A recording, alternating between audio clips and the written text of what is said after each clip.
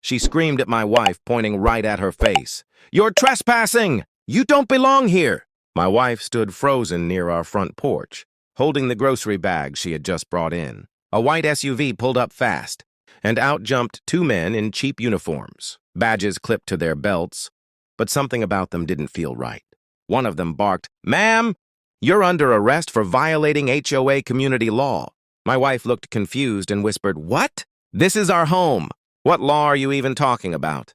Karen folded her arms, smirking as if she owned the whole block. "See? I told you she refuses to follow the rules. Take her away. She's been warned." The neighbors peeked out of their windows, whispering, filming on their phones. My little boy clung to my wife's leg, crying, "Don't take Mommy!" I stepped out from the garage, my phone already recording. "Hold on," I said slowly. "You're telling me she's being arrested?" "By you two?" The taller guy flashed his badge so quickly it barely caught the sunlight. "Yes, HOA Enforcement Division." I couldn't help but laugh. "There's no such thing as an HOA Enforcement Division. You're not real cops." The short one took a step closer, puffing his chest. "Sir, stand back." "We're authorized." Karen shouted louder. "Finally! Get her out of here!" "She thinks she's above the rules because she refuses to join the HOA. This is my neighborhood, and I won't let some outsider ruin it." Her voice cracked with rage, but I saw her hand shaking like she knew she was bluffing. I turned the camera directly on her and said, "Karen, do you even know whose land lease your entire HOA sits on?" She froze for a split second, her eyes darting. The fake cops looked at each other, confused. My wife wiped her tears, holding our son close, and whispered to me, "Should we tell them now?" I nodded slowly, never breaking my stare at Karen. "No, not yet, because the truth would shatter everything she thought she controlled." Karen tried to keep her smirk, but her voice cracked when she snapped. "What are you talking about?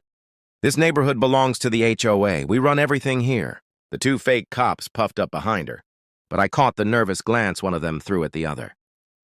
They weren't ready for questions. They were just hoping we'd be scared enough to obey. I walked closer, my phone still recording every second. "If you're real cops," I said, tilting my head, "then tell me, what's your precinct number?" The taller one opened his mouth, then shut it again, stuttering, We're contracted special unit." I cut him off with a laugh. "Right, contracted by Karen's imagination."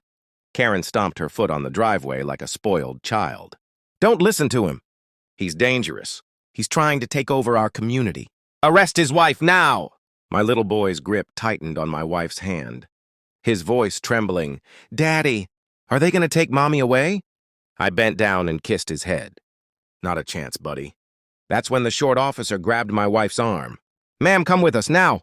She yanked her arm free, fire in her eyes. "Touch me again and you'll regret it." Karen gasped. "Did you hear that? She threatened an officer." I stepped between them, my voice steady but sharp. "Officer? No. Impersonator? Yes. And Karen, you just made the biggest mistake of your life." Her laugh was shaky now. "You think you can scare me? I'll have you evicted before the week is over." I held my phone higher so the camera caught her red face. "Evicted? From land you don't even own? Funny thing about leases. Karen, maybe you should check. Whose name is written on the one under your whole HOA?" Her smirk vanished. The fake cops froze in place. My wife whispered, almost smiling through her tears, "Do it. Tell them." But I shook my head, eyes locked on Karen. "Not yet. Let's see how far she's willing to go. Because once the truth came out, her entire empire would crumble in front of everyone watching." Karen's face turned red as she realized. The neighbors had started coming out onto their porches. Phones were raised, whispers were spreading. She waved her arms wildly and yelled, "Don't just stand there! Arrest her before she runs!" The taller fake cop took a hesitant step forward, but his hands were shaking now. I stepped in front of him and asked, loud enough for every camera to catch, "Do you even know it's a federal crime to impersonate a police officer?" 20 years in prison. Minimum. The short one muttered under his breath. "Karen, this wasn't part of the deal." Deal. The word hung in the air like a bomb. Neighbors gasped, and I saw two women across the street cover their mouths. Karen spun on him, hissing, "Shut up! Don't say anything." I raised my voice clear and calm. "So you paid these guys to pretend to be cops? To drag my wife off our own land?" Karen's fake confidence shattered. She stuttered, No, I didn't pay. This is HOA authority. I almost laughed at the desperation in her tone. My wife straightened, finally stepping forward, no fear in her eyes anymore.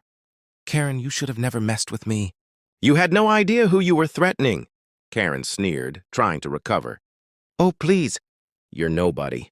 Just a tenant. You don't even belong here. My wife's lips curved into the faintest smile. Tenant? You really don't know. Do you? I could feel the tension shift. The neighbors leaned in closer, waiting for the reveal. Karen's hands trembled as she shouted, Stop talking in riddles! I'm the president of this HOA, and what I say goes. I looked straight at her, lowering my voice so it carried heavy through the silence. No, Karen, what my wife says goes, because she owns the land your entire HOA is built on. Gasps erupted from every direction. The fake cops backed away instantly, their faces pale. Karen's jaw dropped, her voice breaking. That's not true, you're lying. My wife calmly reached into her bag and pulled out a folder, sealed and stamped. Want to see the lease agreement, Karen? Signed by the county. Every inch of this neighborhood is on my property. Karen's knees almost buckled, and for the first time, her mouth had no words. Karen staggered back like the ground had been ripped out from under her. The neighbors were whispering louder now, phones capturing every second. One man across the street shouted, Wait! So the HOA doesn't even own this land? She does? My wife opened the folder, flipping it around so everyone could see the seal and signatures. Every lot, every driveway, every sidewalk, it all runs through my lease. Which means... She let the words hang for a moment, then added, Karen has no authority here at all. The fake cops panicked, trying to slip away toward their SUV, but I stepped in front of them. Not so fast. You thought you could impersonate officers and drag my wife away? Every camera here caught it. Real cops are on their way, and you'll be lucky if impersonation is the only charge. They froze, hands up, sweat rolling down their foreheads. Karen was trembling now, but still tried to bark orders. Don't believe them. They forged it? It's fake. I'm still in charge here. Her voice cracked, desperation dripping from every word. I lifted my phone higher, the recording still going. Karen, you called fake cops. You tried to have my wife arrested in front of our child. And now the truth is out. You don't own anything here. You've been bullying people on land that doesn't even belong to you. The neighbors started shouting back at her. We pay fees every month for nothing? You lied to us. You're finished, Karen. The crowd turned against her in seconds, and for the first time, she looked truly scared. Sirens wailed in the distance, drawing closer. Karen shook her head, whispering to herself, This can't be happening. I'm the president. I'm in control. I walked up to her slowly, my voice low but sharp enough for the crowd to hear. You wanted to see someone arrested tonight? Don't worry.